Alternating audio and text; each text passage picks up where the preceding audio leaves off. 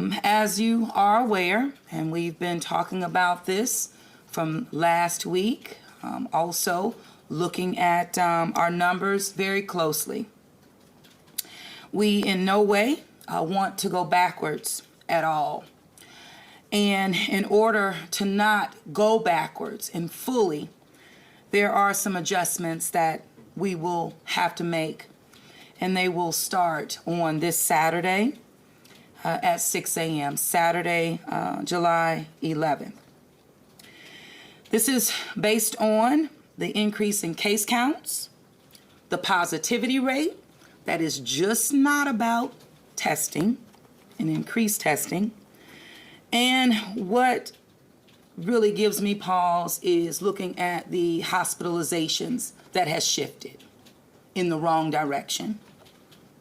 So based on these increase counts, the positivity rate, the hospitalization, it is imperative that, again, we move towards making some more restrictions. It doesn't come easy, I have to say, but it's necessary. And also, I believe it's quite balanced, because what we do understand from the rate of positivity cases, and as they have been traced back, very much heavily associated with bars as well as large gatherings. This is regardless if our bars are doing the right thing, meaning with social distancing and the like. They really have been trying very hard and doing some good things. However, it's bringing people together, and it is having an immediate impact on the rate of spread in our community. So with that, we are going to be restricting restaurants as well as bars, that there will be no bar seating. So no bar seating, whether you serve food or not. This is a concession, we believe, that is a step in the right direction to prevent having to close bars in our community. And so with that, again, restaurants as well as our bars will be limited to table seating only, no service at the bar. Of course, customers will be able to go to a centralized location identified by the bar or the restaurant for ordering, for pickup, as well as for ordering and pickup. That's whether it's you're calling in, making an order, or if you're ordering while you're inside the establishment. But the bars as well as restaurants will have a place identified just for you. We have many different examples in our community throughout the city to where this is already current practice. One that's off the top of my head that's doing it so well is like Finn McCool's, for example. They do not have bar seating. It's table seating only. This is the practice that they already started with and initiated, and they're doing very well. And we're going to encourage, and really those who feel that they cannot accommodate this new change, we're encouraging them and letting them know that they really can. And this means utilizing public space outside of your establishment, as well as private and parking lots may be adjacent to the establishment. We're going to be as helpful as possible as a city to help our restaurants and our bars continue to operate. So this is a concession that, again, is a non-negotiable at this time. Another is the gathering sizes, particularly for indoor events. So we're lowering it to 25 people. Outside gatherings, they will remain at that 100 cap, and of course, a safety officer for every 50 set of 50. You need that safety officer. So those really are the two changes that are coming from the city at this time. We are very hopeful that this will keep us from going into community spread. I'm going to ask Dr. Avegno to come up and give you a little bit more information in regards to why these changes are necessary and are the best thing for us to do for our people at this particular time. So with that, Dr. Avegno, come forward. And of course, we have everything you need here. And I'll come back as I need to. Thank you, Madam Mayor. Thanks, everybody. You've heard us say these last few weeks that we're very concerned with where we are currently and where we're headed. Louisiana currently has the 4th highest rate of new cases per capita in the country. This is a really sharp reversal of where we had been. Cases are rising in every region of the state. In New Orleans, our increase has not been as steep as other regions, but we all know that as Louisiana goes, so goes New Orleans. We are intricately intertwined. Over the last week, and you can follow along with us on our milestone dashboard at ready.nola.gov, our rolling average of new cases, that's one of our first milestone, has been hovering around 50 cases a day. In fact, 4 out of the last 7 days, it has exceeded that threshold that we set for ourselves. Today, we reported 81 new cases in Orleans. That's more cases in a single day than we've seen since April 20th when we were under a full stay-at-home order. So that's 2.5 months ago.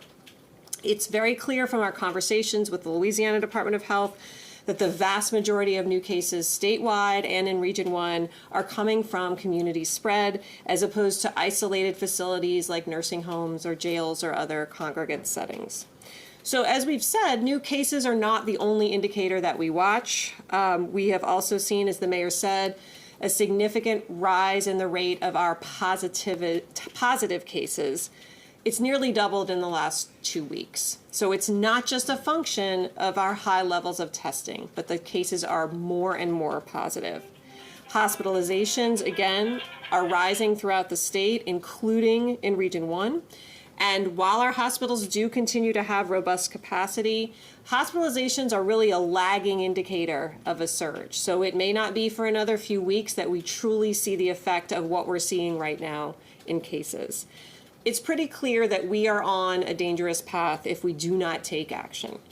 So because of these trends, as you heard the mayor say, we are tightening restrictions on those activities that are known to be high risk, the highest risk for transmission of the virus. As you have seen all over the country, really all over the world, over and over and over again, uncontrolled, crowded, largely indoor social gatherings continue to be fuel for the fire of COVID-19. LDH has confirmed that many of the known clusters in the state stem from bars and social gatherings. The science behind this makes it pretty clear why these are high risk. So remember, the virus is transferred more easily the closer people are to each other. The more forcefully or loudly that someone talks, the easier it is to expel viral particles. And if they are in a confined space without good ventilation, so think a cramped indoor space, it's much easier for it to spread, up to several times more easily than if they are an outdoors, well-ventilated space. So think of a bar or a similar space where there is often loud music, meaning people have to be very close to each other to hear each other and talk loudly, and where it's also often, for many reasons, challenging for people to maintain strict physical distancing and mask wearing, we know the risk of transmission is much higher. So restricting bars to table service only and limiting indoor gatherings to 25, which is consistent with many, many other states around the country, we believe this will help minimize the risk of the activities not only to individuals and customers, but to those employees and staff that are trying to make a living by working at these establishments.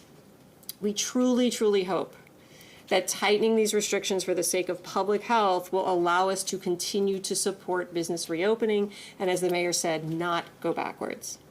I just want to close by giving an update on testing, since that's been such a hot topic the last couple of days. As you've seen, we continue to see a substantial demand for testing. Today, we ran out of spots 30 minutes before our testing site opened. The New Orleans Health Department and the City of New Orleans remain committed to community-based testing at the highest level of possible. Testing is key for us as public health officials to see those trends in real time and be able to make plans for the future. That being said, we do not have a resolution to the supply shortages that we discussed in the past couple of days. This issue has been elevated by our city team, our congressional delegation, and including directly to the White House task force. So we have knocked on every door that is available to us and continue to do so. We do have some good news on the horizon in the next week that we will have an additional partner who is setting up a testing site 6 days a week in the New Orleans area. They're not quite ready to announce yet, but it should be in the next couple of days. That will add some tests, which will be helpful for our capacity. And as soon as we have that ready, it'll be at ready.nola.gov. But please understand, even with this, with the shortages, we still face a bit of an uncertain future, and that if you have been tested, you should expect to see a longer wait time for your results. If you have been tested, you need to act as if you have COVID, regardless of how long your results. And that brings me to a critical point. Testing is a critical tool in the pandemic, but it is not a substitute for proper behavior. It is not a substitute for wearing a mask, keeping physical distancing, avoiding large gatherings, washing your hands. Each and every New Orleanian needs to act as if they and everyone they come into contact with has COVID, and act accordingly. If we all do that, if we start with that assumption, we will all wear our masks, we'll keep our distance, and be able to go about our daily lives. Those simple actions paired with testing will get us back to a level of viral suppression that can allow for fewer restrictions. The key to controlling this virus has not changed and is unlikely to change until we have a vaccine or a cure. Thank you. Yeah. Thank you so much, Dr. Rationale. And Colin, want to go ahead? Yes, ma'am.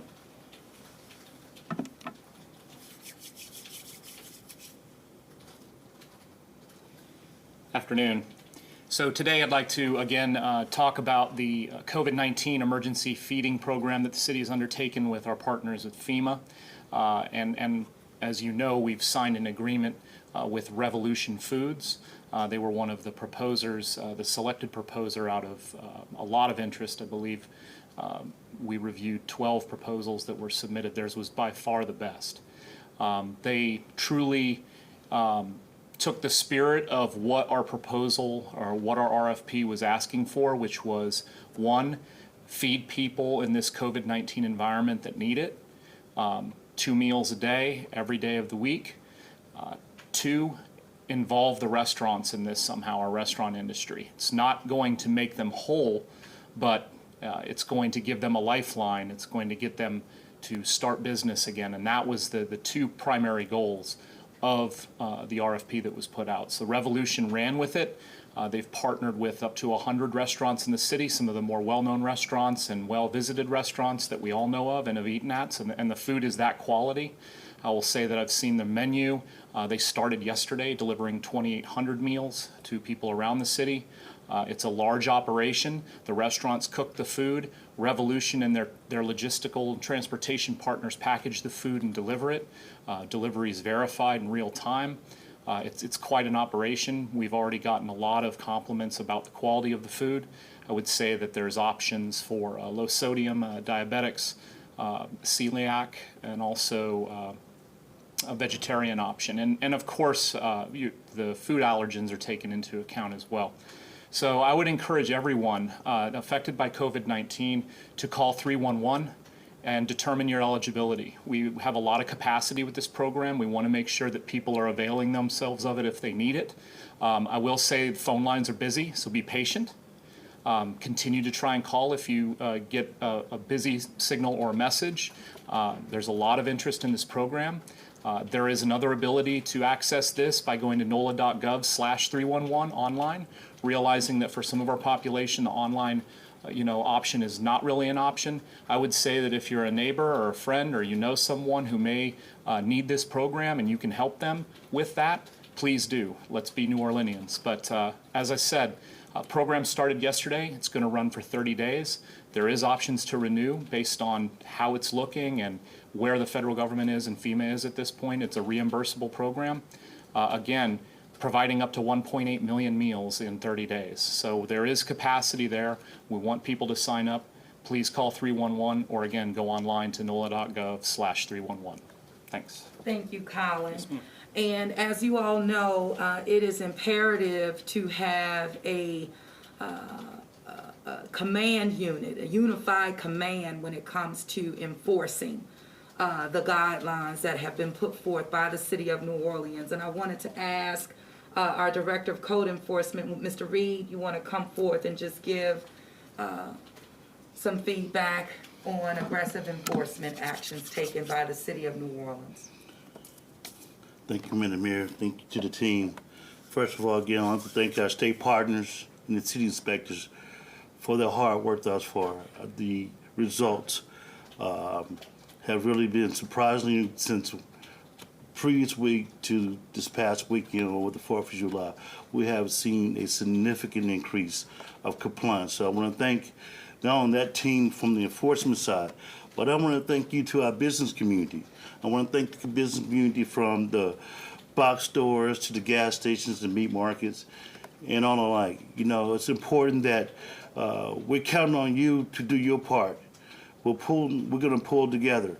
We're still in this fight together. So it's important you understand that those who have heeded to the mayor's call and messaging around making sure that you provide the level of enforcement at the storefront as they come into the stores, that you have a level of enforcement to ensure that your customers and your employees are being protected.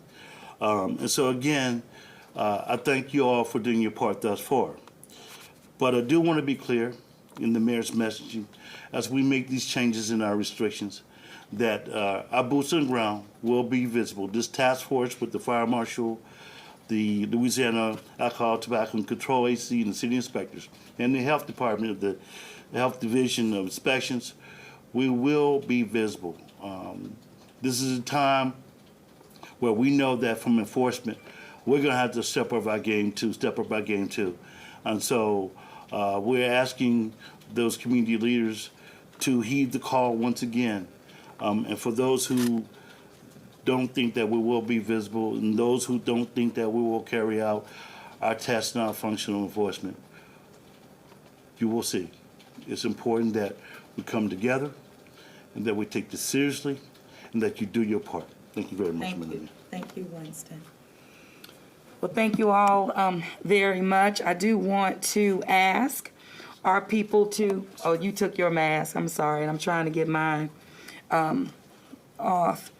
I want to ensure that people call 311 and for, of course, reporting large gatherings and those businesses that are not in compliance, but also utilize 311 to sign up for meals and get information on additional resources that are available to help our residents through these very trying times. So with that, Ms. Latanya, I'm sure we'll have questions and answers. Absolutely, Madam Mayor. WDFU? I have a question on another topic. Is that okay? Well, let's deal with this one, and then you know how I do. I'll get you after. Madam Mayor, you talked about concessions earlier with some of the bars and restaurants. I was wondering if you could describe the conversations that led up to this point and how you guys decided to go with these particular restrictions and tightening. Well, I mean, these restrictions really came from the public health team. In looking at trends, looking at the contact tracing mechanisms that are in place that have definitely found an alignment at bars as well as these large gatherings as being the locations that are contributing to positive cases and a tipping point to community spread. And so we're seeing it here in Orleans Parish, but also being very aware of what's happening around us. And so limiting bars to table seating only, as well as restaurants, table seating only, that would help. prevent further spread of this virus.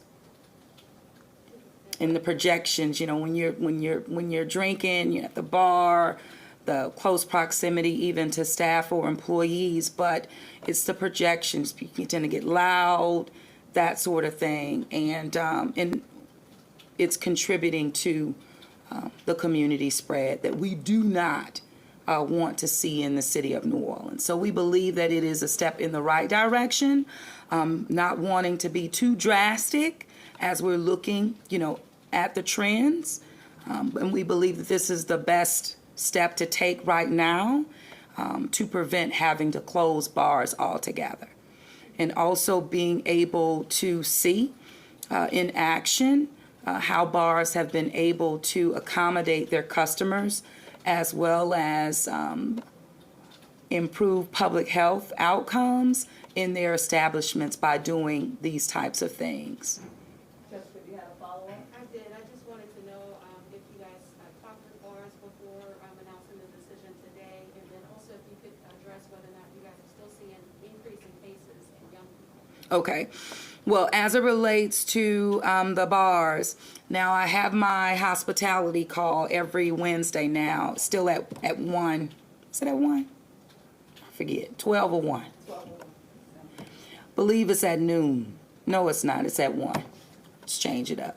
So my hospitality call was today at 1 p.m. And I gave them information regarding the restrictions on that call. And also talk to them about some of other concerns that I have about Bourbon Street. And so no decisions have been made yet, about Bourbon Street. However, just having the dialogue, because it's going to take a comprehensive approach in working with our business owners to render the best solutions possible to keep our people safe, both customers, employees, and visitors alike. But that is a concern. Bourbon Street worries me. I'm being very honest about it, and over the weekend, and it's very difficult. And I also understand, that the bars, it's not their fault either, meaning what happens, on the street. But it's a unified approach that we're going to have to take. And so I've started those conversations with them today on that 1 p.m. call. But these restrictions were shared, and one of my good friends who's just been a great partner, Mr. Mark with Bar Tonique, was very upset with me about this. And I asked Mark, I said, man, just put you some tables and chairs outside. Those are the type of concessions that we're trying to make as a city, giving our people a greater opportunity to utilize public rights of way. And even, of course, working with them on their private spaces and the like. But because positive cases have been traced back to bars, this is necessary. And, of course, it prevents us from having to close them down, which will be an even greater hit to our business community. Oh, she did ask me. I'll go on and on. I want to have Dr. Avegno answer that because she's literally in the hospital as well.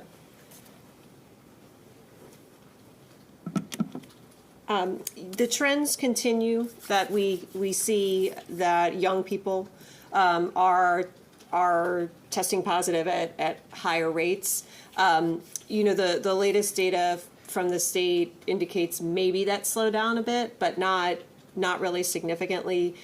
We've also, in addition to the state data, I asked my team to look at all of our community-based data.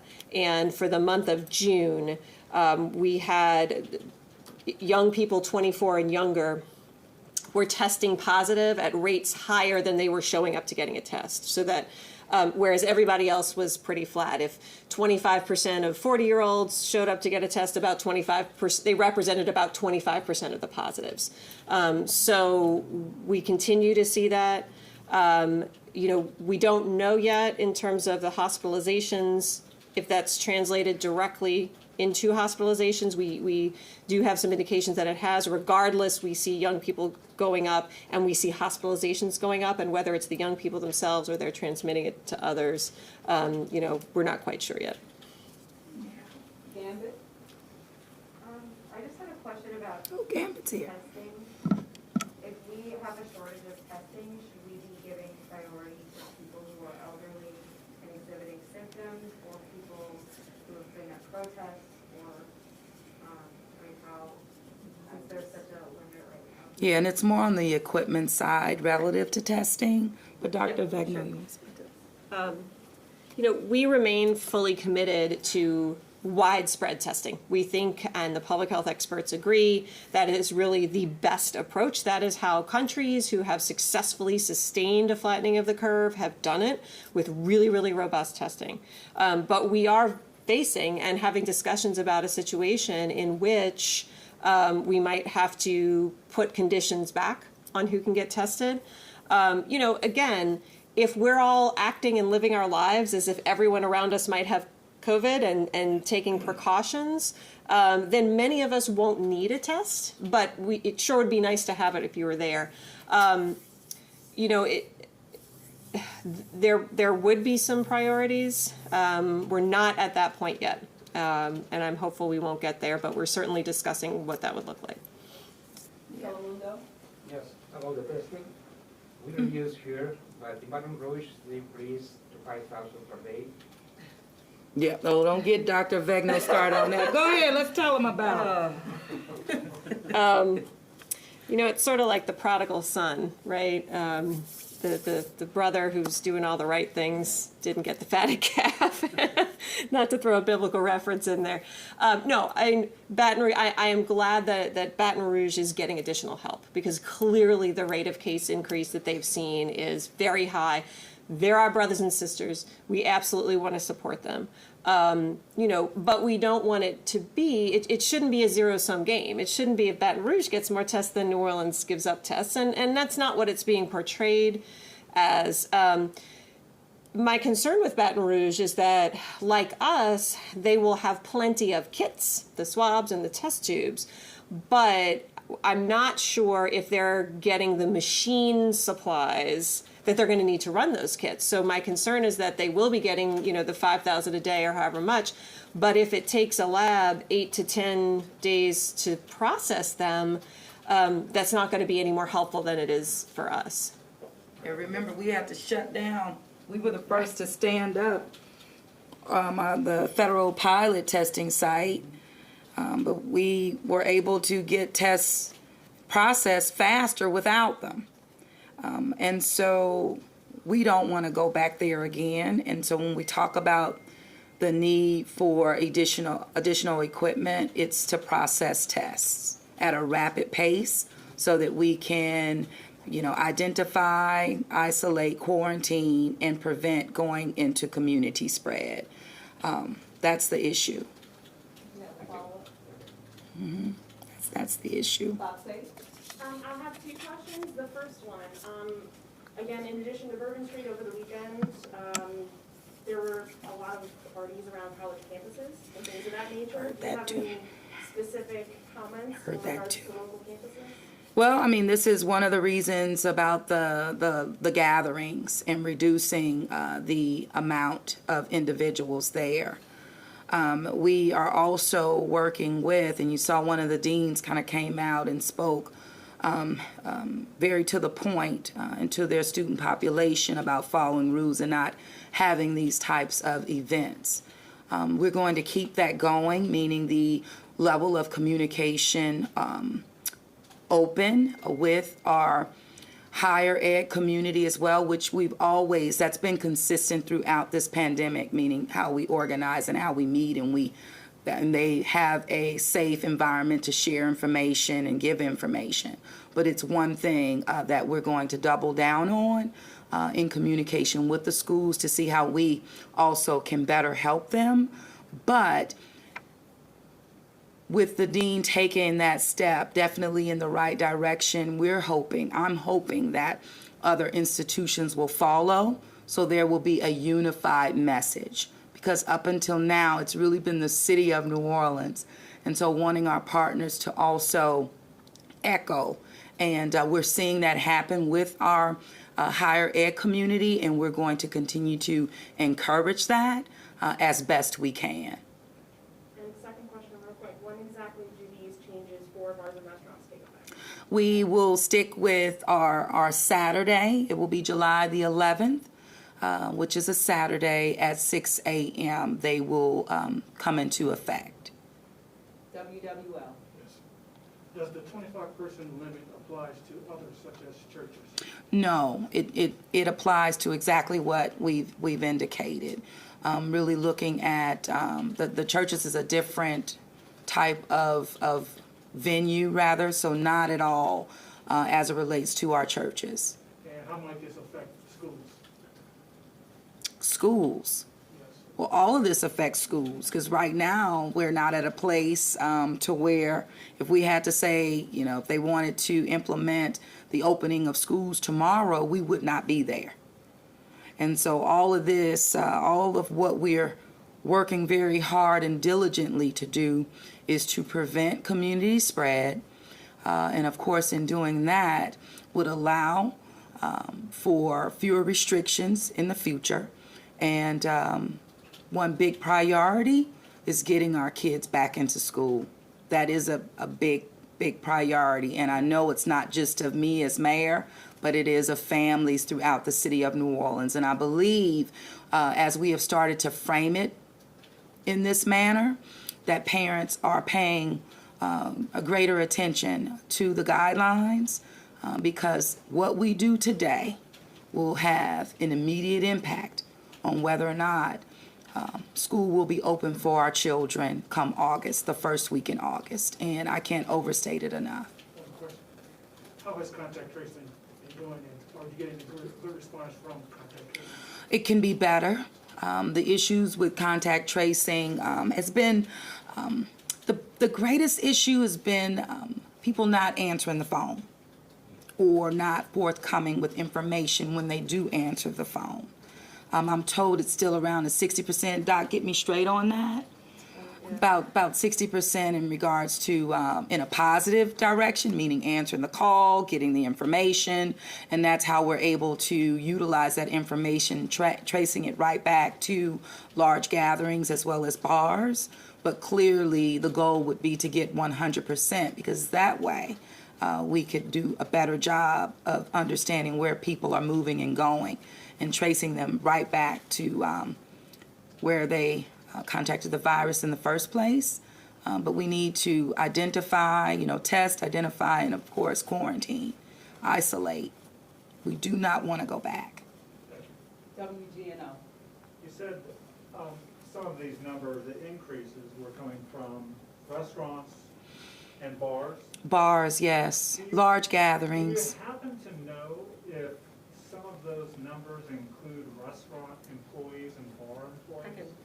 Yeah, well, Doc, come on. Okay.